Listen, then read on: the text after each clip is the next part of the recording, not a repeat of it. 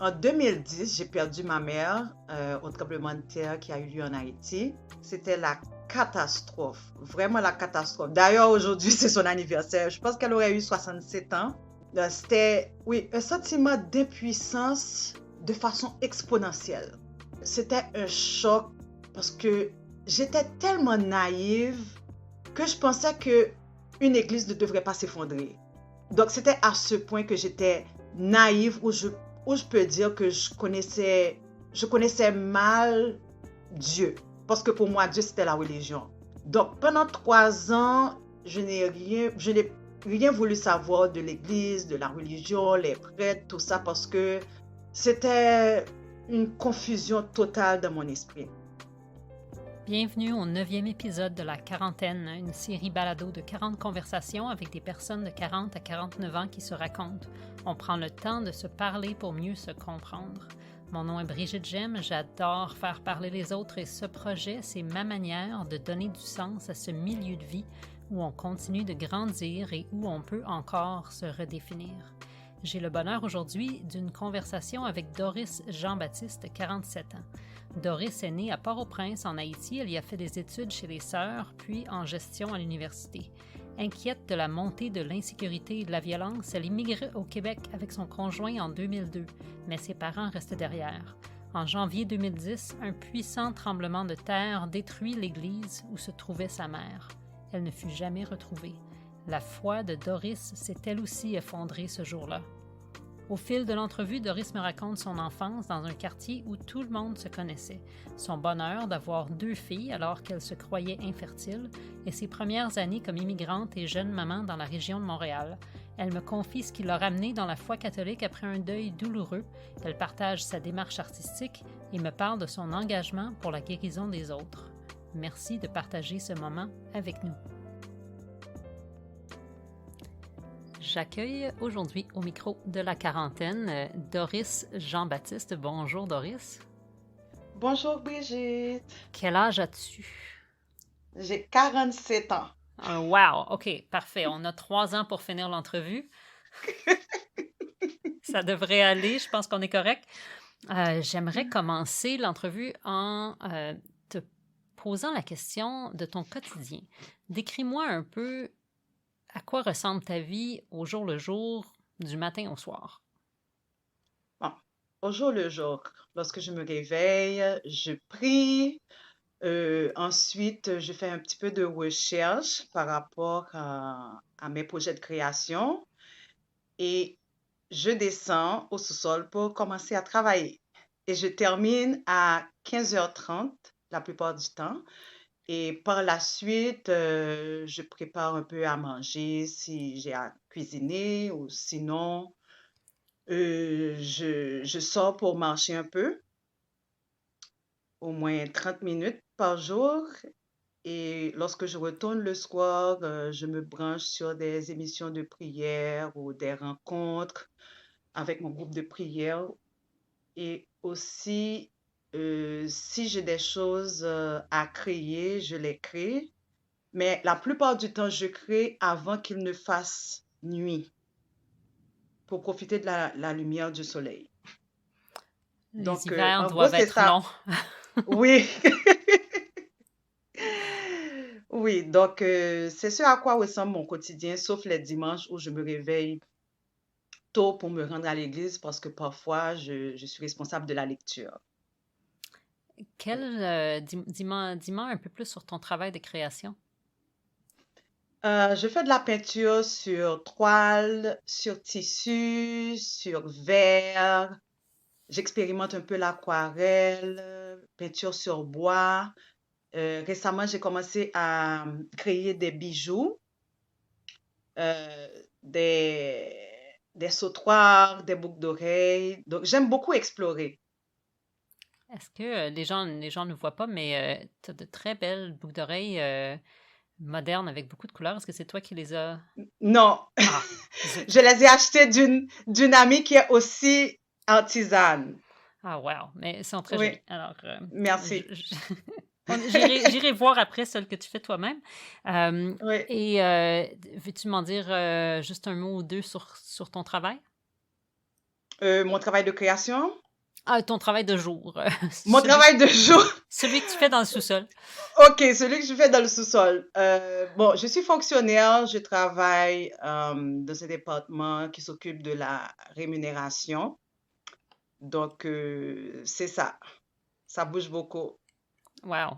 Pour un gouvernement, le gouvernement provincial, Oui, genre. Oui, oui. oui. OK. Non, pour le gouvernement fédéral. C'est Oui. moins coloré que le travail de peinture, j'en suis convaincue. Oui. Euh, et tu vis toute seule? Non, je vis avec ma famille. J'ai 2 filles et mon mari aussi, il est là. Ah, wow, OK. Et est-ce que tes enfants sont en âge scolaire encore, ont besoin de beaucoup d'attention ou plutôt indépendantes à cet Elles âge-ci? sont indépendantes. L'aînée a 19 ans et la plus jeune en a 16. Ah, wow, OK. Ça, ça donne une autre dynamique. Moi, mes enfants sont un peu plus petits, 7 ans et 10 ans, alors ils ont Oui. encore, ils font encore une grande partie de mon quotidien. Et incluant la nuit à l'occasion, même à cet âge-là. Ben, Mm. merci pour cette introduction-là. J'aimerais qu'on revienne maintenant en arrière, qu'on prenne une vision un peu plus vaste pour parler de tes origines. Décris-moi un Oui. peu d'où tu viens, euh, parle-moi même de ton enfance. Ben, on reviendra après à qu'est-ce que ça veut dire aujourd'hui, cette identité-là, mais parle-moi de tes origines. OK. Donc, je suis d'origine haïtienne. Je suis née à Port-au-Prince un 25 juillet 1975 et j'ai fréquenté une école congréganiste, donc du primaire au secondaire. Et ensuite, j'ai obtenu mon bac à l'université Quisqueya à Port-au-Prince, dont j'ai obtenu l'équivalence ici au Québec. Et mes sœurs vivent ici au Québec et mon frère vit aux États-Unis. Et Donc, j'ai vécu avec mes 2 parents tout le long. oui, oui, oui, OK. Euh, qu'est-ce que c'était que l'école primaire, puis la petite enfance? Pour toi, quel souvenir en gardes-tu? J'ai beaucoup aimé mon expérience à l'école, que ce soit à l'école primaire, secondaire. De toute façon, c'était la seule école que j'ai fréquentée, primaire, secondaire. Donc, les 2 programmes se retrouvaient à l'intérieur de la même institution. Et donc, j'ai vraiment aimé mon expérience parce que j'aimais l'école, même si les sœurs étaient très, très, très sévères. Donc, avec beaucoup de discipline, et puis nous avons reçu une éducation religieuse aussi dans la même école, mes sœurs et moi, parce qu'on a fréquenté la même école. Et donc, en gros, c'était ça. Donc, il n'y avait pas d'événement particulier à souligner pendant mon parcours académique. Donc, j'ai vraiment aimé ça. C'est sûr que parfois, on se plaignait à la maison par rapport à certaines, je pourrais dire, certaines consignes, mais je pense que j'ai aimé ça en gros, oui.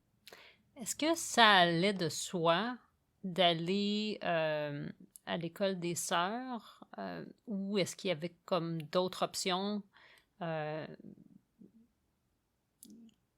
qui auraient fait que ta vie aurait été différente à l'époque?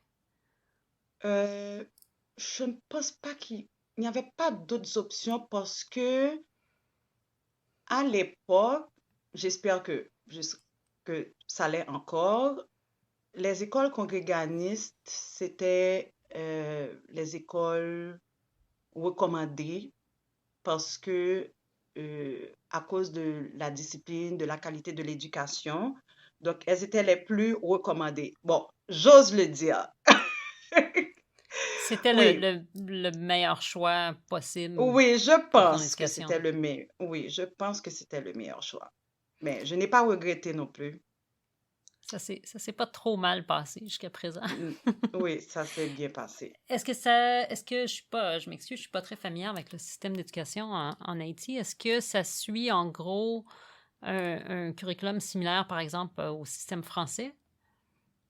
Euh, Est-ce que je ne sais pas trop de quoi a l'air le système français, mais je pense que ça devrait ressembler à ça. De, on commence le primaire. Alors, à l'époque, la première année du primaire, ça s'appelait 12e. Et la dernière année, c'était la 7e. On obtenait un certificat d'études, de fin d'études primaires. Ensuite, la première année du secondaire à l'époque, ça se nommait 6e. Et la dernière année, c'était la classe de philo. Ah oui, OK. Donc, pas Oui, trop, pas dissimilaire, en tout cas, du système. oui. Probablement beaucoup inspiré du système français, en tout cas. Oui, je le pense, je le pense. Puisque les enseignantes, c'était des Haïtiennes. Oui, oui, je peux dire à 98%, Ah oui, oui, des OK. Haïtiens. Super. Et j'avais quelques profs qui étaient des Canadiennes, je pense, et une ou deux Françaises. Oui, les chercheurs étaient des étrangères. Ouais. Oh, OK. Oui, Mais, la plupart d'entre elles. OK. La plupart d'entre elles, oui. Je peux dire oui. Mais la OK. directrice à l'époque, c'était, non. Mais pour le primaire, mais je me rappelle pas trop pour le primaire, mais pour Mhm. le secondaire, j'ai eu une haïtienne comme directrice. Oui. Tu as vu, je ne vendrai pas le punch, mais tu es au Québec depuis 2002, donc je calcule vite vite que tes filles ont grandi ici. Oui, elles sont nées ici. Ouais, ça fait un bon bout de temps maintenant que tu es au Québec. Euh, Peux-tu me parler peut-être en contraste de euh, qu'est-ce que ça voulait dire de différent de grandir en Haïti, à Port-au-Prince, dans ton enfance, comparativement peut-être à ce que tu imagines aurait été une enfance comparable au Québec ou même l'enfance de tes filles? Ok, si je fais une comparaison rapidement, euh, je peux dire que en Haïti, je peux dire qu'on vit un peu en communauté. Je vais m'expliquer. Ça veut dire que nous sommes proches des voisins, ok? Si je sortais et que le voisin ou la voisine me voyait à l'extérieur, c'est sûr que tout le quartier ou mes parents devraient être au courant parce que nous sommes vraiment proches. À comparer à ici où on ne connaît pas vraiment nos voisins, donc les gens sont un petit peu plus renfermés sur eux-mêmes. Euh, donc, euh, donc c'est ça. Donc, on a l'impression que vivre en Haïti en tant qu'enfant, on a l'impression de vivre dans une grande cour où il y a des maisons tout autour. Ouais, mais on dit souvent, on dit que le pays est petit, mais c'est vrai que le pays est petit. Tout le monde se connaît. Ou sinon, tout le monde a un beau-frère en commun, quelque chose, un cousin. Ou... Voilà. Oui, effectivement. Donc, Est-ce, c'est ça. est-ce que tu as l'impression... j'y reviendrai, mais as-tu l'impression qu'il y a des différences de valeurs ou de culture qui ont fait contraste pour toi? Euh, oui, lorsque je suis arrivée au Québec, du point de vue religieux, j'ai un peu perdu certains repères parce que, je vais donner un exemple. Par exemple, en Haïti, euh, il y a la fête Dieu, c'est une journée fériée. Il y a la fête de Notre-Dame du Perpétuel Secours, c'est une journée fériée, tandis que ici, il n'y a pas de férié pour ces fêtes religieuses.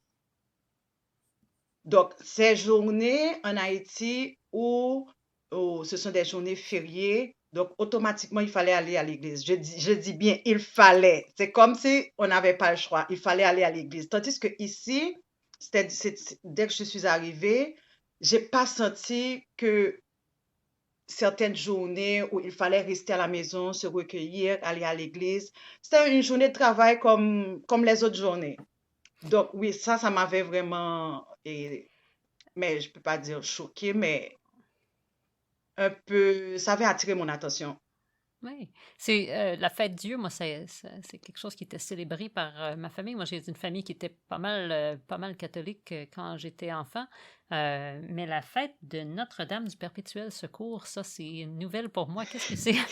Mais c'est parce que elle est la patronne d'Haïti, parce Ah, ah, ah, que, ah. oui, c'est ça, parce qu'elle est la patronne d'Haïti. Mais ça, c'est juste un exemple. Mais il y a d'autres fêtes aussi où le pays, je peux dire que le pays est complètement fermé.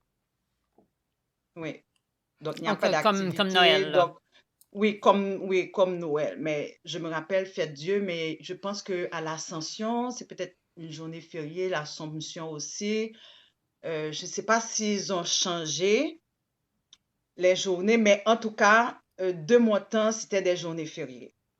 C'est drôle, là, dans le calendrier dit laïque, tu sais, il y a beaucoup de nos fêtes qui sont techniquement des fêtes laïques civiles, là, où on a des journées fériées, mais qui ont une origine étrangement religieuse, qui se Voilà, voilà. superposent souvent, hein, fait que peut-être qu'ils ont changé les noms, mais ça Oui, demeure un peu un historique religieux.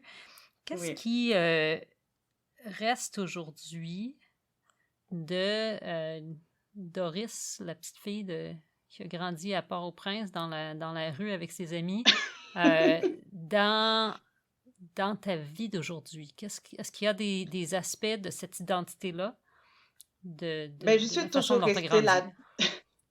je suis toujours restée la Doris curieuse.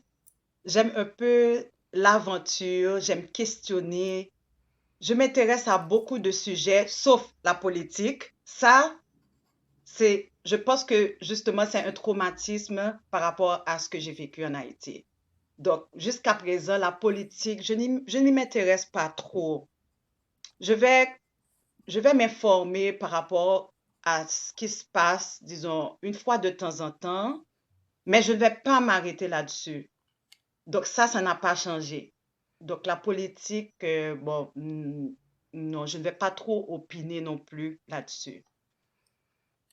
Est-ce que Oui. ce serait une caricature que de dire que la politique, c'est un peu un sport national en Haïti? Est-ce que c'est une... Oui, en effet, oui, en effet, OK. ouais. Mais c'est pas quelque chose qui te manque, que tu voudrais avoir Non, davantage présent dans ta vie? non, pas du tout, OK. non, Ouais, je non. pense que je peux comprendre Oui, à plusieurs égards. Ben donc, parlons un peu de transition et de choix et de moments charnières. De toute évidence, t'es plus en Haïti. Tu es déménagé au Québec en 2002, c'est ça? oui, en Euh, février, en plein hiver. Oh, aïe aïe. Donc, parle-moi un peu de ton cheminement, de ce qui t'est arrivé entre, en gros, la fin de l'enfance peut-être et aujourd'hui. Quels sont les grands choix et les grands moments charnières? Il y en a des petits probablement aussi, mais qui sont importants, Mhm. qui te sont arrivés et qui définissent ta vie d'aujourd'hui. OK. Euh, après mon mariage en 1997, je me suis mariée à l'âge de 22 ans. J'ai vécu une période d'infertilité de près de 5 ans. Donc, ce n'est qu'arrivé au Québec en février 2002 que je me suis rendu compte que j'étais enceinte. Ça, c'était extraordinaire. C'est un Ouais. hasard complet? Non, c'était pas un hasard, mais je ne m'y attendais pas parce que je savais que j'étais infertile. J'avais été opérée un an avant de l'endométriose, stade 3 ou 4. Donc, le médecin ne savait pas trop si j'allais tomber enceinte, mais c'est arrivé et j'étais vraiment Wow! contente. Oui, Ah, super! oui. Et Et donc, mais est-ce qu'on peut reculer pour un moment? Donc, tu te maries en 97. Comment décides-tu de déménager, de quitter Haïti et de déménager au Québec? oui, c'est parce qu'il y avait beaucoup d'insécurité, des vols de véhicules, euh, le kidnapping venait tout juste de commencer. dans le pays. Donc, on vivait dans la peur, je ne pouvais plus sortir. Donc, j'ai décidé de quitter. Donc, j'ai appliqué pour la résidence canadienne et j'étais à la fin de mes études universitaires. Donc, ça tombait bien puisqu'on nous demandait d'avoir un diplôme universitaire pour pouvoir appliquer. Donc, j'ai sauté sur l'occasion. Est-ce que ça allait de soi, le choix du Canada, du Québec, ou il y avait d'autres options? Mais j'avais pensé aux États-Unis, mais lorsque je comparais le délai de traitement, je trouvais que le Canada était une meilleure option parce que c'était plus court et c'était beaucoup plus compliqué pour les États-Unis. D'autant plus que j'avais aussi de la famille ici au Québec et puis donc je me suis dit, bon, pourquoi pas. Est-ce, Mais peu importe, là, de toute façon, dans mon cœur, je savais que j'allais pouvoir m'adapter. est-ce que tu pensais que ce serait pour toujours? Est-ce que c'était un déménagement Oui, oui, temporaire ou non, définitif. Je savais que c'était définitif. c'est c'est difficile à dire. Ben, je dis ça, moi je suis déménagée de Montréal à Vancouver, ça fait quelques années. Je pensais que ce serait temporaire pour 3-4 ans. Finalement, j'y suis, ça fait 17 ans, mais bon, c'est le même pays, c'est très semblable. J'ai de la difficulté à m'imaginer faire ce saut-là en février en plus. Euh, mais es-tu capable de te rappeler comment tu te sentais à ce moment-là? C'est quoi l'émotion qui vient avec cette décision-là de déménager? C'est quoi les choses auxquelles on pense? De quoi qu'est-ce qu'on espère? De quoi on s'inquiète? Qu'est-ce qui te passait par la tête? Euh, mais avant tout, j'étais vraiment heureuse et j'avais vraiment hâte de déménager parce que, comme je l'ai dit tantôt, euh, le pays était invivable déjà en 2002. C'était invivable. Et aussi, je m'étais dit que, bon, si je ne tombais pas enceinte, peut-être que ce serait aussi une opportunité pour moi de faire d'autres démarches arrivées au Canada. Donc, c'était une autre motivation. Mais je pense que c'était une motivation, mais secondaire, parce que j'avoue qu'il y a de bons médecins en Haïti aussi. Donc, oui, j'étais prête mentalement et j'étais vraiment heureuse. Lorsque j'ai obtenu la résidence, j'étais vraiment heureuse. Est-ce qu'il y a des trucs qui te surlupinaient, sans t'empêcher de partir, mais qui t'auraient retenu juste un peu, ne serait-ce que mentalement, Euh, soit la famille ou le climat ou autre chose? euh, je, qui me retenait, utiliser le mot retenir, c'est un peu fort parce que je savais que malgré tout, j'allais quand même quitter, mais je savais que le climat d'Haïti allait me manquer. Ça, c'est certain. Le climat allait me manquer. Et ça me manque encore, c'est sûr, mais euh, je n'y peux rien. Non, c'est sûr. Le Québec étant ce qu'il est, au moins, il y a l'avantage des extrêmes. Hein. Il fait Oui. très chaud en été, et de plus en Oui. plus peut-être. Alors, ça compense. Et parle-moi un peu de tes choix d'études. Quel domaine as-tu choisi d'étudier? Puis, où est-ce qu'est-ce qui est arrivé après? Mais j'ai étudié en administration en Haïti. Cependant, j'ai toujours voulu être architecte parce que j'ai beaucoup d'aptitude pour le dessin, j'ai beaucoup aimé la géométrie, des cours de dessin, j'étais bonne en mathématiques.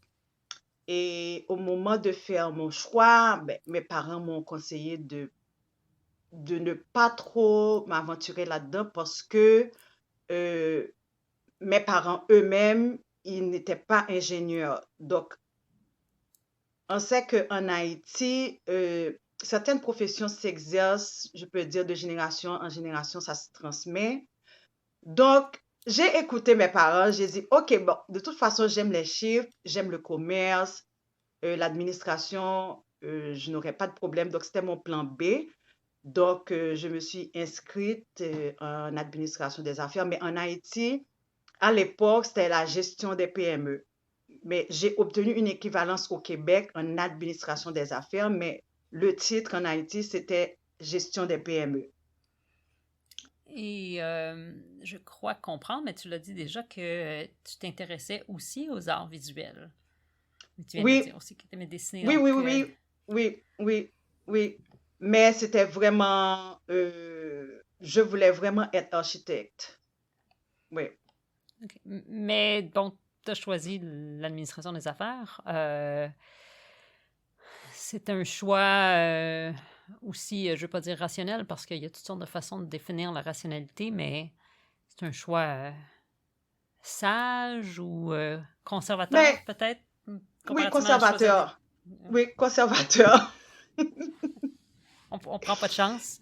On prend pas de chance, voilà. Oui. OK. Ouais, je me demande d'ailleurs en matière d'immigration comment un bac en art visuel ou quelque chose comme ça aurait été reçu. Euh, bon, c'est sûr que premièrement, en Haïti, même si je voulais être artiste, euh, c'est difficile. Il y a certains domaines en Haïti où on ne peut pas s'aventurer parce que on ne sait pas si on pourra travailler avec. Donc, c'est pas comme ici au Québec où tu peux travailler dans un musée, tu peux être prof. C'est différent. Donc, l'architecture, oui, je pense que j'aurais pu étudier en architecture, mais cependant,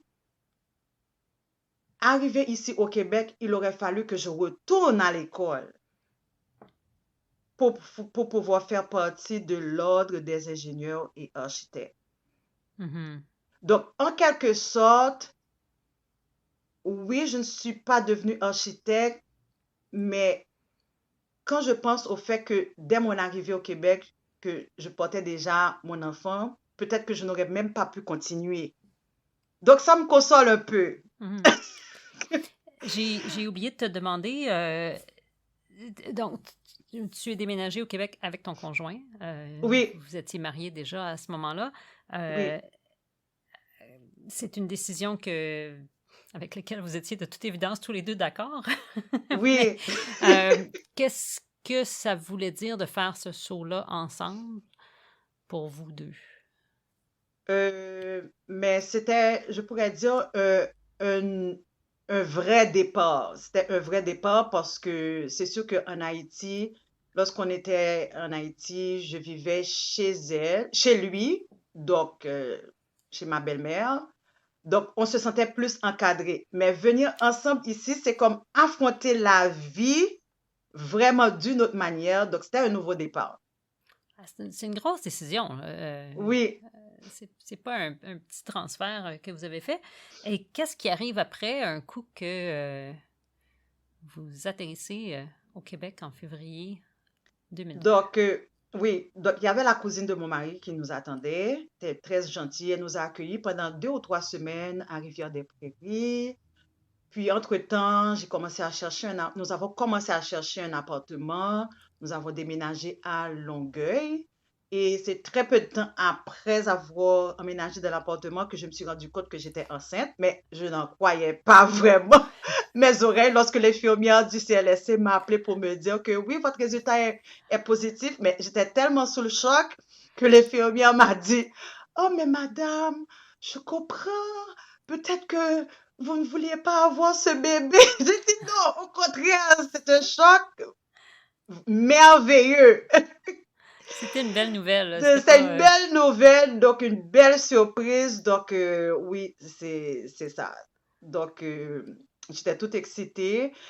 Puis après, mais j'avais peur d'aller travailler parce que je me disais, oh, je veux pas sortir, je veux vraiment protéger le bébé à l'intérieur de mon ventre. J'avais vraiment peur. Donc, mon mari, lui, il a travaillé, mais moi, non, j'étais restée à la maison et j'ai commencé à travailler après avoir accouché. Peut-être que je crois 8 mois après mon accouchement. Oui, Wow! oui. C'est quand même rapide, là, aussi. Même... Oui. Et comment on se trouve un premier travail quand on arrive dans dans un autre pays avec en plus un bébé, tout petit bébé à l'époque? Oui, mais une chance que j'étais très proactive. Dès mon arrivée, j'ai appliqué auprès du ministère pour avoir une équivalence de mon diplôme. Et donc, j'étais très déterminée à me trouver un emploi. Donc, même avant d'immigrer, j'étais déjà familière à Jobboom, les sites gouvernementaux. Donc, je faisais beaucoup de recherches. Donc, oui, j'ai trouvé un emploi à la Banque centrale. Je dis la Banque centrale, c'est parce que je travaillais à la Banque centrale avant de venir ici. J'ai trouvé à la Banque nationale à Laval. Oui. Oh, Donc, en ouf! back office, oui. J'habitais à Longueuil. Donc, c'était mon premier emploi. Euh, J'y suis restée, je pense, pendant 5 ou 6 mois. Et par la suite, je me suis trouvé un autre emploi à la Banque TD au centre-ville. C'était un vrai soulagement. Ah, c'est sûr. Qu'est-ce que vous avez fait pour pour la garderie? Mais on avait trouvé une garderie. Wow! Heureusement, oui, on avait trouvé une garderie. Donc ça nous a dépanné. Ah, wow! Oui, Et pas loin de chez nous, à Longueuil, oui, pas loin de chez nous. aïe, aïe, aïe, aïe, aïe. OK. Et donc, qu'est-ce qui se produit après ça? C'est quoi les grands moments qui viennent par la suite? Bon, par la suite, je me suis trouvé un emploi permanent parce que tous les autres emplois que j'ai occupés, c'était des emplois temporaires ou avec renouvelables. Et c'était à travers une agence. Donc, par la suite, j'ai pu trouver un emploi permanent. Je crois que c'était en 2006.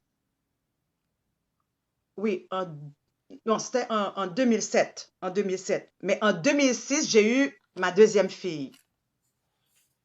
Ouais, j'ai eu ma deuxième fille en 2006 et quelques mois après, j'ai commencé un emploi permanent, toujours au centre-ville de Montréal. Donc, c'est ça.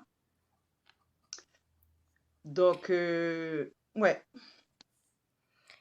Est-ce que dans ces années-là, je peux imaginer avec deux jeunes enfants,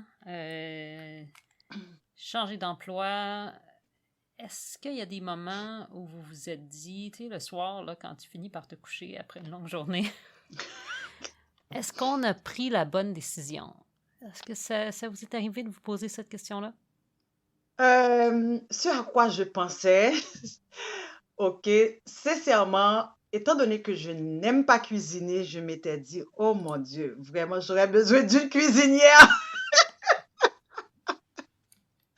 Ça me manquait beaucoup parce que en Haïti, euh, on avait une femme de ménage, une cuisinière, donc ouais, donc ça me manquait.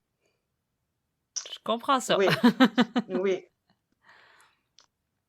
Et donc, est-ce que Mais ça manque je assez n'ai, pour se dire, non, au point où je devrais me dire que, ah non, là, c'était pas une bonne décision. Non, pas du tout. Non, non. Ça me manquait, c'est vrai, mais quand je pense à l'insécurité, non, non, non, non. le mode de vie est un peu différent, là. Je pense comme tu disais plutôt aussi les gens, s'il y a un peu plus de chacun pour soi, ou à tout le moins chacun pour sa petite famille, hein. Il y a Oui. moins de... Quoique, je fais des entrevues avec... J'entends toujours dans les entrevues les gens qui disent « Ah, mais moi, dans mon enfance, on courait dans la ruelle, puis tout ça, tu sais. Puis toutes les familles se connaissaient, mais on dirait que peut-être plus après les années 2000, c'est moins une habitude d'avoir cette intégration-là, ce genre de village-là qui s'occupe Ah des non. enfants. Euh, Est-ce que il y avait une forme de communauté à laquelle tu as eu la chance d'appartenir quand tu es déménagé à Longueuil et tout ça? Hmm, Comme sur qui vous pouviez compter, tu sais, autour de vous? mais je peux dire que ma sœur, ma petite sœur, elle avait immigré quelques mois avant moi parce que elle devrait commencer l'université. Donc, lorsqu'elle est venue vivre avec nous, donc elle m'aidait. Oui, elle m'aidait aussi. Parfois, elle gardait ma fille en attendant que mon conjoint arrive. Donc, oui, j'avais déjà la famille du côté maternel qui vivait aussi à Longueuil et à Saint-Hubert. Puis j'avais une autre amie assez proche qui vivait sur la rive sud aussi. Donc, on s'entraidait. Oui, Il y avait quand même ce sentiment de communauté-là, juste pas nécessairement sur la rue. oui, effectivement, oui. Et quelle place prend l'art pendant cette période-là ou la création? Pendant cette période, non, non, je ne pratiquais aucune forme d'art pendant cette période-là parce que les enfants étaient très jeunes, donc le focus c'était vraiment s'occuper des enfants, aller travailler, la garderie, les études une fois que qu'elles ont commencé le primaire. Donc pendant cette période-là, non, je ne pratiquais pas vraiment ni l'art ni l'artisanat. Alors, Non. comment ça se fait qu'aujourd'hui, tu es rendu à une phase où ça prend beaucoup plus de place dans ta vie? Qu'est-ce qui est arrivé Bon, entre ces deux moments-là? bon, en 2010, j'ai perdu ma mère au tremblement de terre qui a eu lieu en Haïti. Et pendant un certain temps, je pense que quelques mois après son départ, j'ai senti un vide en moi et la peine était tellement intense que j'ai voulu commencer à peindre. Donc, je peignais sur des t-shirts pour mes enfants, des t-shirts pour moi. Ensuite, j'ai commencé à peindre sur des toiles et depuis lors, je ne me suis jamais arrêtée. C'est sûr que j'avais un psychothérapeute, j'allais voir le psychologue, j'ai suivi mon psychologue pendant plus d'un an et je peignais aussi. Donc, c'était vraiment une béquille. Et donc, j'ai jamais quitté mon pinceau depuis. Ah, c'est une thérapie. Oui, Euh, définitivement, définitivement, euh, définitivement. le perdre, perdre sa mère quand on est si loin euh, que ça, je, je peux juste m'imaginer ce que ce serait pour moi, mais je pense le sentiment d'impuissance ou de... Oui, c'était Comment ça s'est passé, ah ce non, moment-là? c'était la catastrophe, vraiment la catastrophe. D'ailleurs, aujourd'hui, c'est son anniversaire. Je pense qu'elle aurait eu 67 ans. Oh, C'est oui, donc c'était oui, un sentiment d'impuissance de façon exponentielle, de façon exponentielle parce que Euh, cet après-midi-ci, il y avait une coupure d'Internet, coupure de communication. Même sur Facebook, à peine si on pouvait rentrer en contact avec d'autres personnes vivant en Haïti, les cellulaires ne fonctionnaient pas. Donc, c'était le blackout. est-ce que ton père était toujours parmi nous à ce moment-là? Oui, oui, oui, oui, oui, il est encore vivant. Il était en Haïti aussi. Les deux étaient en Haïti. Les deux étaient en Haïti. Donc, pendant je pense que pendant de bonnes heures, on n'avait pas eu de nouvelles pendant de très bonnes heures. Après une journée, le lendemain, je pense que mon père avait réussi à nous donner de l'information. Mais malgré tout, on s'était dit que c'était une mauvaise blague. Parce que ma mère, c'était comme une mère Teresa. Je m'étais dit que, elle aimait tellement les pauvres que je me suis dit, bon, elle en a profité pour nous abandonner. Elle est allée vivre avec les pauvres. Donc, vraiment là, c'est ce à quoi je pensais. C'est la phase Donc, du déni, oui, la le phase du déni déni, dans l'œil, oui. oh non, le déni, vraiment déni pendant, je pense que j'ai été dans le déni pendant 3 ans. À chaque 25 juillet, le jour de mon anniversaire, je m'attendais à ce que le téléphone sonne parce qu'elle m'appelait très tôt, le jour de mon anniversaire. Ah, après 3 ans, je me suis dit, non, je pense que ça ne peut plus être une blague. Ça ne peut plus être une blague parce que euh, une mère ne peut pas décider d'abandonner son enfant, même si elle souhaite qu'elle vive avec les Ouais. pauvres. C'est difficile de savoir que ton enfant, tes enfants vivent au Canada et tu les laisses L'ignorance. dans l'ignorance comme ça. Oui, oui, oui. Mais donc, elle est disparue, là. Donc, Mais elle était dans une église. OK. Oui, elle était dans une église et elle avait une réunion avec d'autres fidèles et le prêtre. Mais comme le prêtre, lui, il était en retard à la réunion, donc c'est la raison pour laquelle il a échappé à cette catastrophe. Et puis les autres personnes sont presque toutes décédées. Je ne sais pas si peut-être qu'il y a eu des survivants, mais pas beaucoup là où elle était. Peut-être une ou deux personnes, mais ils sont tous décédés.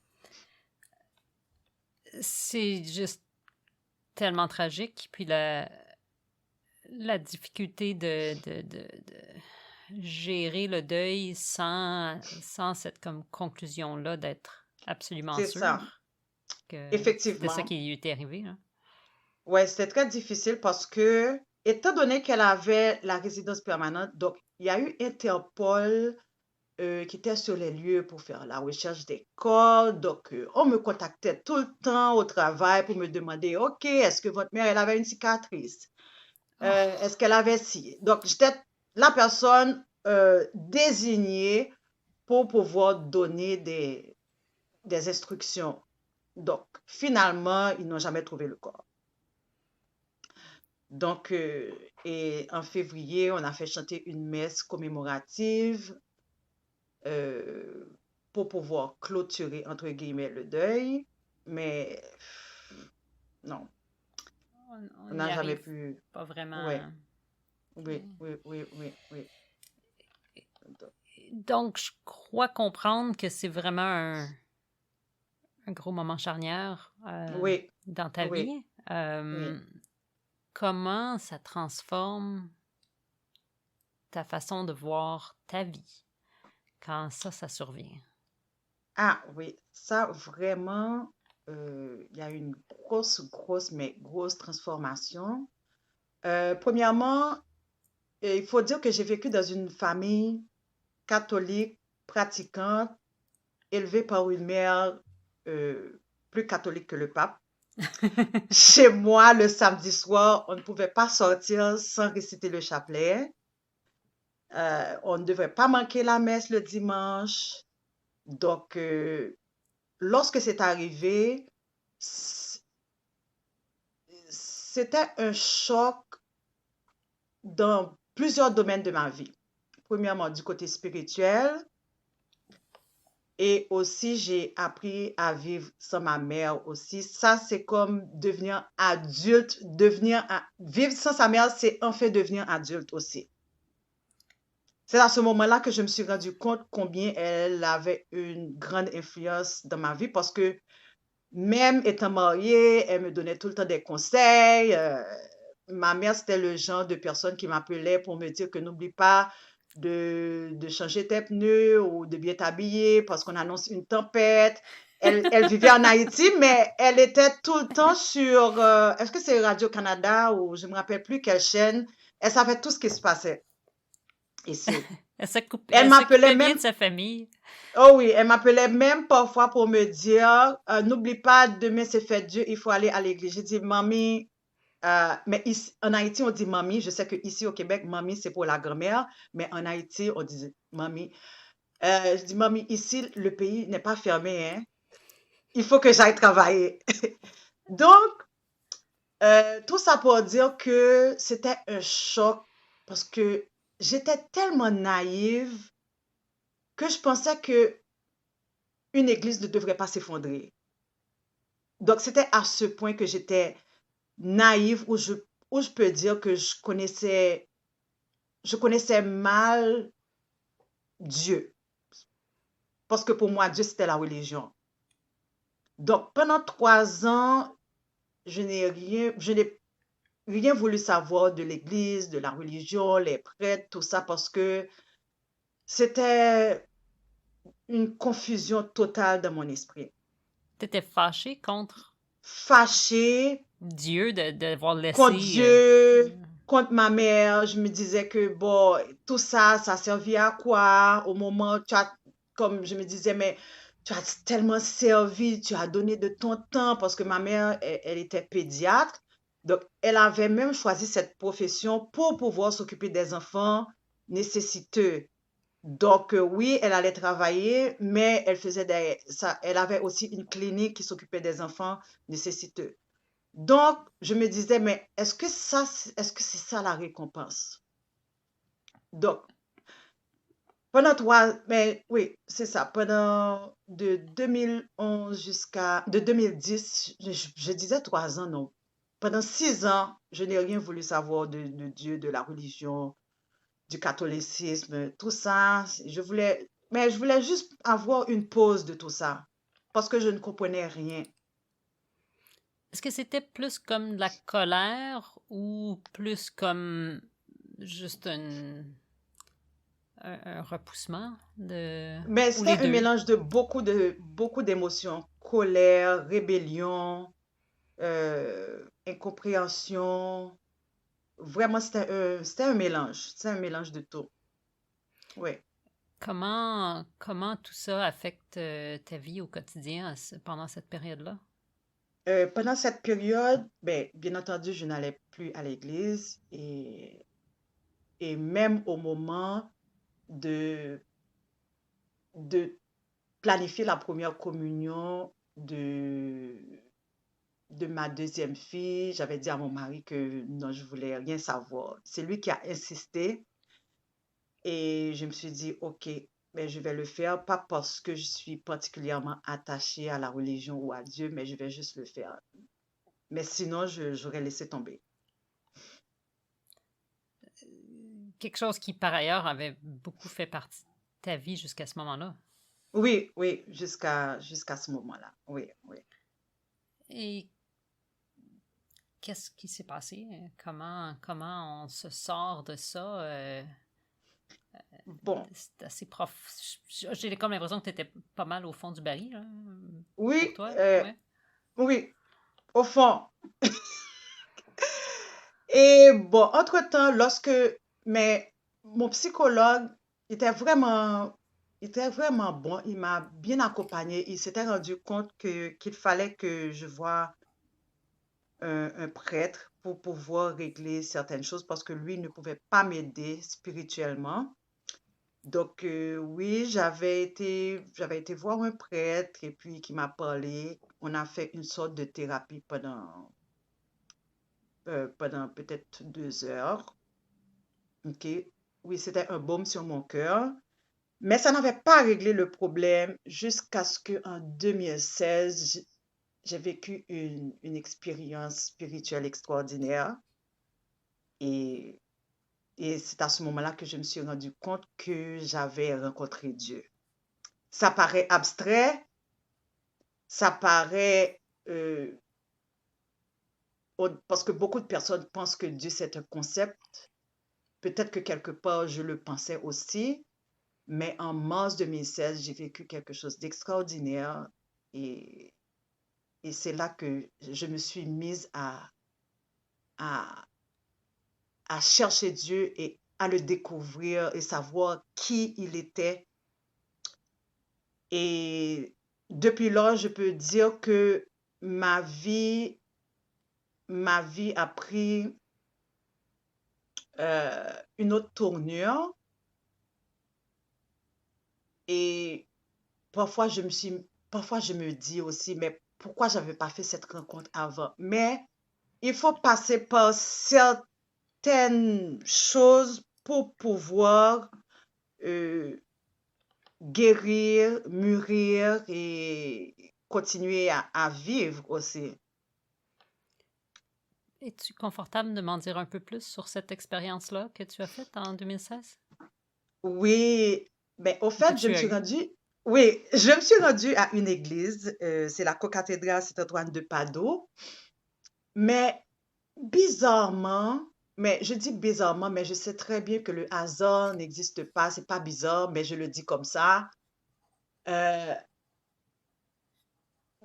2 journées avant de me rendre à cette église, une amie, je parle à une amie qui me parle de cette église, et puis je dis, mais je voulais rien savoir. Mais arrivé chez moi, je me suis dit, mais pourquoi elle me parle de cette église? Et en plus, c'est une église que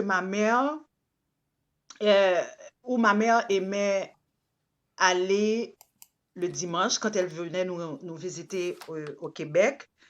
Puis je me suis dit, mais c'est bizarre. Étant donné que je suis curieuse, donc je me suis rendue à l'église parce que justement, cette fille me parlait de cette église-là. Donc, par curiosité, je me suis rendue à cette église dimanche parce que je pense que je lui ai parlé, cette fille-là, je lui ai parlé vendredi et dimanche, je me suis rendue à cette église. Puis après la messe, je me suis rendue au confessionnal pour pouvoir, je peux dire, euh, affronter le prêtre.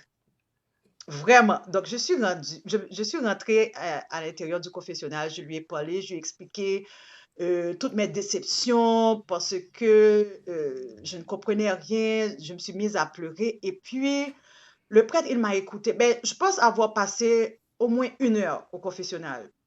Pas une fois, il a regardé sa montre. Il m'a à peine posé quelques questions et en quittant,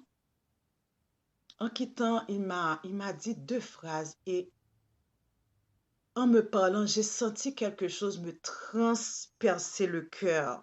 C'est une sensation indescriptible. Une sensation indescriptible, c'est comme, est-ce que je peux dire comme une épée d'amour? Donc, c'est la meilleure façon que je puisse l'expliquer en tant qu'artiste. Une épée d'amour. Ça m'a transpercé le cœur comme ça. Puis, subitement, je me suis mise à pleurer, mais pleurer de joie, une joie que je ne pouvais plus contenir. Donc, arrivée chez moi et ma fille aînée, elle était là, elle m'a dit, maman, qu'est-ce qui se passe? Pourquoi tu es aussi contente? Puis j'ai dit, je viens de vivre une expérience à l'excellence. Et puis elle m'a dit, ok, mais il faut aller à l'église plus souvent, tu es tellement contente. Puis mon mari m'a dit, mais je pense qu'il va falloir que tu laisses tomber la cuisine aujourd'hui parce que tu dois aller te reposer parce que j'étais dans un état second. J'étais dans un état second et lorsque je me suis couchée, la sensation que j'ai eue, c'était cette même sensation euh, que j'ai expérimentée le jour de mon accouchement. Exactement la même sensation. Je ne reconnaissais plus l'espace où j'étais ni le temps qu'il faisait. Et c'est difficile à expliquer, mais je le dis quand même. Je Une l'entends maman, comme une grande lumière. Je l'imagine comme ça c'est comme, quand tu le j'étais, décris. oui. Puis pendant toute cette soirée, je suis restée dans ma chambre. Alors, je peux dire cette soirée, mais c'est toute la journée parce que je suis retournée chez moi, il était peut-être déjà midi ou 13 heures. Mais pendant toute l'après-midi et la soirée, donc j'ai fait le trajet spirituellement de l'époque où j'ai vécu en Haïti, le tremblement de terre, le deuil. J'ai revisité toute ma spiritualité, j'ai revisité d'autres événements de ma vie. On dirait que tout ça prenait un autre sens depuis lors. Parce que je me suis rendu compte que Dieu existait pour vrai. J'ai eu cette conviction. Je n'ai pas de mots clés pour pouvoir l'expliquer, mais c'était comme si quelqu'un était venu me le dire, mais sauf que personne n'est venu me le dire, mais je l'ai senti dans mon cœur. Donc, C'est devenu une évidence. c'était devenu une évidence et depuis lors, je me suis mise à, à, à, à chercher, à le découvrir. C'est comme, j'avais une soif de savoir qui il était. C'était devenu même comme une obsession parce que j'essayais de comprendre, mais je n'arrivais pas à comprendre. J'aime tellement comprendre et poser des questions, ça m'échappait. Je pouvais juste l'expérimenter. Donc, il y a un avant le tremblement de terre et un après le tremblement de terre. Donc, Mais je vois cette révélation-là, je pense qu'on peut parler de révélation oui, comme un autre tremblement de terre, mais de l'intérieur. de l'intérieur, définitivement, de l'intérieur. Et ça m'a transformée et c'est devenu une aventure extraordinaire. Mais ce qui est intéressant, c'est que mes enfants, euh, mes enfants le vivent bien parce que elles sont témoins de certains miracles, de certaines choses, certains changements de ma vie. Comme par exemple, en 2015, j'ai fait une attaque de panique sur une autoroute parce que j'ai vécu pendant longtemps avec une phobie des autoroutes. Eh bien, du jour au lendemain, j'ai été guérie de cela. Pas de thérapie, rien du tout. Donc, elle me voit conduire sur les autoroutes, on part en vacances et je conduis sur les autoroutes, je suis devenue indépendante. Donc, ça, c'est comme pour elles aussi, elles sont témoins de l'existence de Dieu. Donc, elles savent que ce n'est pas un concept que je vis avec lui. Donc, il y a eu beaucoup de changements, beaucoup de... Donc, de plus en plus, je m'intéresse au domaine de la guérison. Je m'intéresse beaucoup à la guérison intérieure aussi, guérison physique, guérison intérieure. Donc, je fais partie d'un groupe de prière. Donc, ma vie a complètement changé.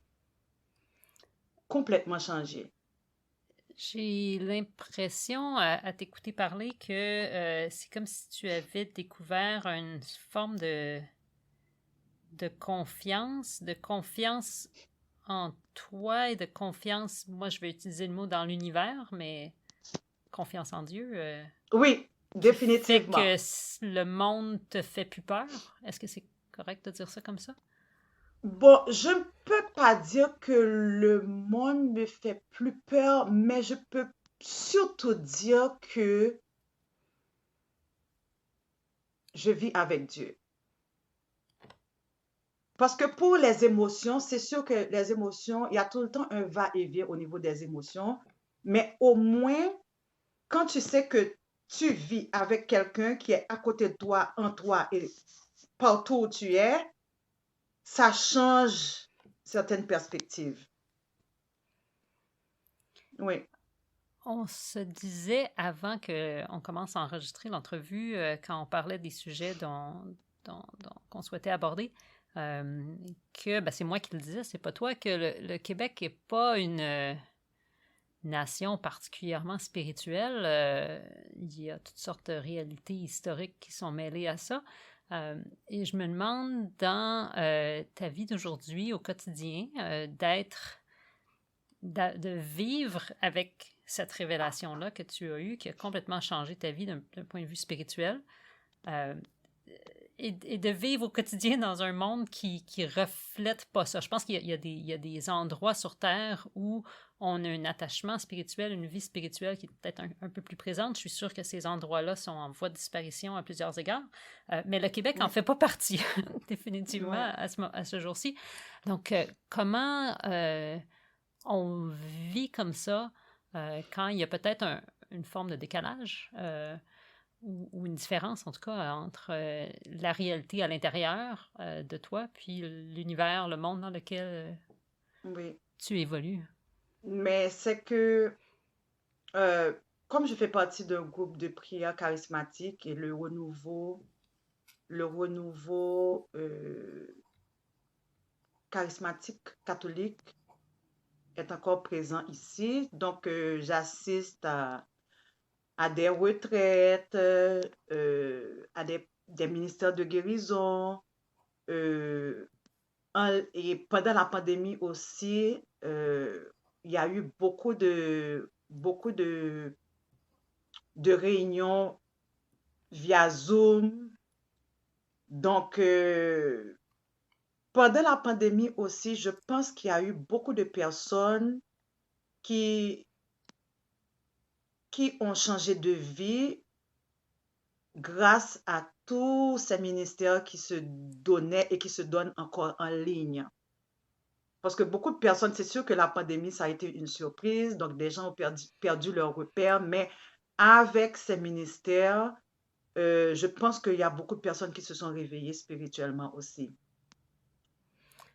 Ah oui, puis qu'avant, il n'y avait pas nécessairement le temps ou l'inclinaison de se rendre physiquement dans un lieu pour Effectivement, rencontrer leur effectivement. foi, mais qu'il y avait davantage d'opportunités de le faire Oui, en ligne, effectivement. sur Internet. C'est Oui, plate à dire, mais oui, c'est un avantage peut-être de la pandémie oui, pour oui, plusieurs personnes. oui. Mais le fait de faire partie d'un groupe de prière charismatique et puis de côtoyer d'autres personnes qui sont chrétiennes, croyantes comme moi, donc ça aide aussi.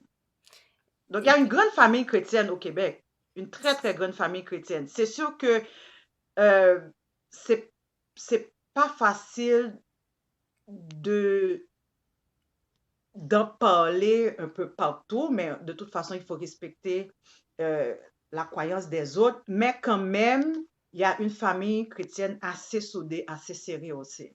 Oui, qui existe toujours, hein, oui, le cœur ardent est encore là oui, à beaucoup oui, d'égards. oui. Euh, Est-ce qu'il y a un lien entre ce processus-là spirituel que tu as eu et la montée de ta pratique créative? Euh, oui, oui, il y a un lien. Il y a un lien parce que c'est sûr que, mais chaque personne sur la terre est née avec un don, un charisme. Mais moi, lorsque j'ai commencé à peindre, et un jour, je suis sortie marcher, puis j'ai eu une conversation avec Dieu. À haute voix, s'il vous plaît. Pas dans ma tête, là. À haute voix. Et depuis lors, j'ai senti que, ah, ok, vraiment, je dois rester accrochée à mes aptitudes, mes charismes, tout ça, parce que ce n'est pas un hasard que, que je sois talentueuse. De toute façon, tout le monde l'est. Mais Dieu savait que j'aurais besoin de ça pour pouvoir traverser mon deuil. Il le savait. Donc, depuis lors, même lorsque je peins, je lui demande de m'inspirer. Parfois, je me réveille avec une inspiration. Je me rappelle, l'année passée, j'ai participé à quelque chose, à un musée, le musée afro-canadien à Montréal, je pense. Il fallait qu'on peigne. Nous étions plusieurs artistes. Il fallait qu'on peigne une toile en lien avec Mandela. J'étais tellement stressée parce qu'il fallait le faire en direct. Alors, nous étions tous au musée. Puis la deuxième journée, mais le premier jour, ça s'est bien passé, mais vers la fin, je me disais, oh mon Dieu, comment est-ce que je vais continuer cette toile? Et puis, en me réveillant le matin, mais en dormant, j'ai entendu quelqu'un me dire baobab. Puis, j'ai dit, ah, ok, je vais peindre un baobab. Et puis, voilà. Donc, même lorsque je crée, je demande à Dieu de m'inspirer de nouvelles choses. Donc, c'est ça. Donc, tout est lié. Maintenant, je ne peux plus rien dire sans dire que je n'ai pas été guidée. C'est sûr que je suis têtue, je n'écoute pas souvent, mais je n'écoute pas souvent, mais maintenant c'est devenu ma réalité que je suis accompagnée. Parlons de comment cette accompagnement-là va se continuer dans l'avenir. On est dans la quarantaine. J'aime parler d'un milieu de vie. Statistiquement, on en a presque autant devant nous qu'on en a derrière. Donc, comment tu imagines cette deuxième moitié de ta vie? Ah, deuxième moitié de ma vie. OK, j'aimerais, je souhaite avant tout prendre ma retraite avant 60 ans. J'aimerais bien ça. Alors, je parle, ça c'est en lien avec mon emploi de 9 à 5. Et je veux donner encore plus de place à l'art, à ma créativité. Donc, je fais partie d'un collectif depuis, je pense, presque 4 ans. Nous sommes allés au Cameroun. Nous avons représenté le Canada lors de festivals. Donc, tranquillement, je fais des petits pas pour pouvoir donner un peu plus de place à l'art. Donc, par exemple, je cherche des distributeurs qui voudraient bien acheter et mes produits d'artisanat. Je travaille sur mon site web.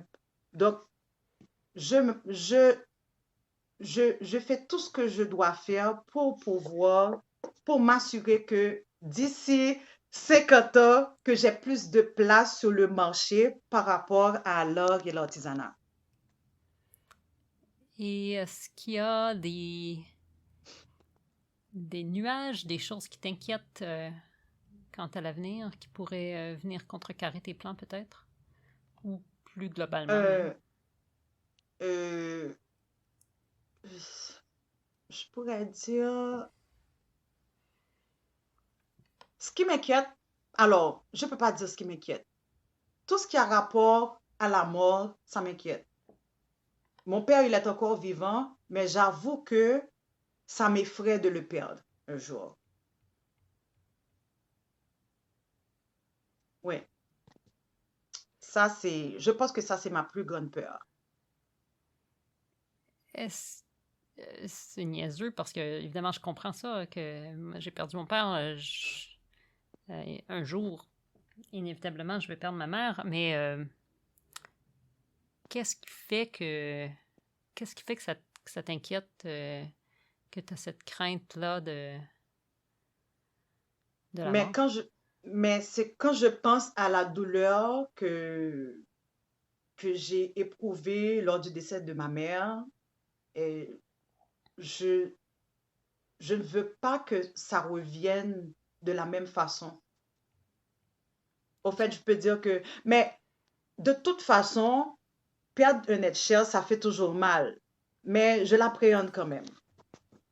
Mhm. Oui. Et on n'a pas beaucoup parlé de tes enfants, mais tu as deux filles.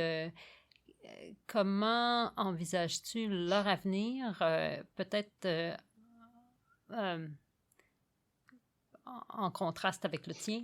Est-ce que tu vois leur vie à elles se décliner peut-être différemment de ce qui t'est arrivé à toi? Euh, ils- bon, je sais que alors, je leur mettais un peu de la pression au sujet de leur choix de profession. OK? Mais j'ai arrêté de le faire parce que euh, on ne vit pas dans le même pays. Parce qu'en Haïti, c'est sûr qu'il n'y avait pas beaucoup de choix. Mais ici, les enfants sont guidés, il y a beaucoup de choix. Ils peuvent commencer un programme, ils changent d'idée. Ça, je voulais éviter ça. Mais je me suis rendu compte que la culture est différente et puis le système est différent. Il y a beaucoup plus d'accompagnement à comparer à Haïti. Donc là, je me dis que, bon, j'espère qu'elles pourront faire quelque chose qui leur plaît, mais aussi de bien s'informer, de bien se renseigner parce que ici, l'information est disponible. Parce que ce n'est quand même pas intéressant de je peux dire entre guillemets, perdre du temps à essayer, OK, essayer une session, laisser tomber une autre session, changer tout le temps, parce que quand même, on peut dire que c'est du temps perdu. Mhm. On fait toujours des découvertes quelconques en chemin, n'est-ce pas? On ne sait jamais Je des sais fois que les détours.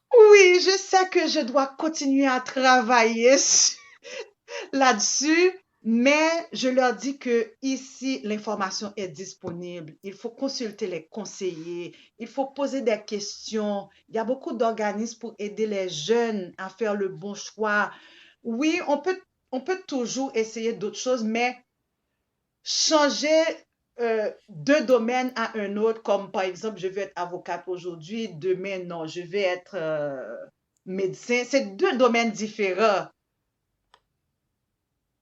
Donc, ça, non seulement c'est une perte d'argent, c'est une perte de temps, mais c'est une perte d'argent aussi. Ah, c'est sûr, c'est clair. Il y a des coûts Il y a des substantiels et coûts de qui sont plus en plus. effectivement. Donc, je leur dis souvent de s'informer parce que l'information est disponible. Donc, c'est ça. Quel héritage souhaites-tu léguer À mes filles, à tes filles et à la société en général? Je pense à notre communauté, à la communauté dont tu fais partie. premièrement, j'aimerais avoir un impact dans la vie des gens que je rencontre, un impact du point de vue spirituel. J'aimerais pouvoir aider les gens de façon émotionnelle, spirituelle, prier pour leur guérison physique, pourquoi pas. Euh, et aussi, par rapport à mes filles, qu'elles comptent toujours sur Dieu et qu'elles soient des filles bien formées qui vont être utiles à la société. Le plus grand cadeau qu'on peut laisser, c'est peut-être effectivement notre descendance, nos enfants, n'est-ce Oui, pas, qui vont oui, nous oui. survivre. Je t'ai pas posé cette question-là, mais est-ce qu'elles ont suivi dans cette transformation-là spirituelle? Ou est-ce qu'elles pensent que tu es Euh, une extraterrestre? je pense que non. Je pense que non. Elles ne elles ne sont pas pratiquantes, mais je vais te donner un exemple. Si elles se réveillent avec un mal de tête, un mal de ventre, et que je leur dis, OK, je vais prier pour ta guérison, automatiquement, elles vont venir. Elles savent que ça existe, que c'est vrai. Elles le savent. Elles savent que Dieu n'est pas un concept, que c'est du sérieux, c'est du tangible. Ça fait partie de leur réalité d'aujourd'hui. Oui, ça fait partie de leur réalité, même si elles ne pratiquent pas, mais quand je parle, je dis, ah, mais tu sais que Dieu, telle chose, mais elles savent que, oui, que lui, Dieu et moi, nous sommes copains et copines là. Et donc, si on se voit, pour conclure notre conversation, Doris, si on se revoit pour un podcast, là, la soixantaine, où est-ce que je vais te trouver et où vas-tu en être, tu penses? Je pense que je vais te dire que, Brigitte, j'anime un séminaire sur la guérison intérieure. J'organise une exposition où je suis en train de former actuellement des jeunes au niveau de l'art, de l'artisanat. Ça semble un super beau projet, puis j'ai hâte de voir ça. Je promets pas qu'il va y avoir une série podcast la soixantaine, mais je vais te chercher, puis on aura l'occasion d'en parler à ce moment-là. Oui, oui. Merci infiniment, Doris, d'avoir partagé avec moi ton histoire, tes origines, tes choix, ta vie et tes espoirs pour l'avenir. Puis je te souhaite tout ce qu'il y a de mieux pour les prochaines étapes. Merci de cette opportunité.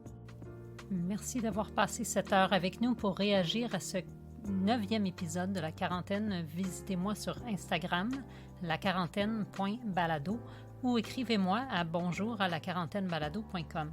Pour me suggérer le nom d'une personne à interviewer, visitez le site laquarantaine-balado.com. Surtout, n'oubliez pas de vous abonner et de revenir la semaine prochaine pour une autre conversation.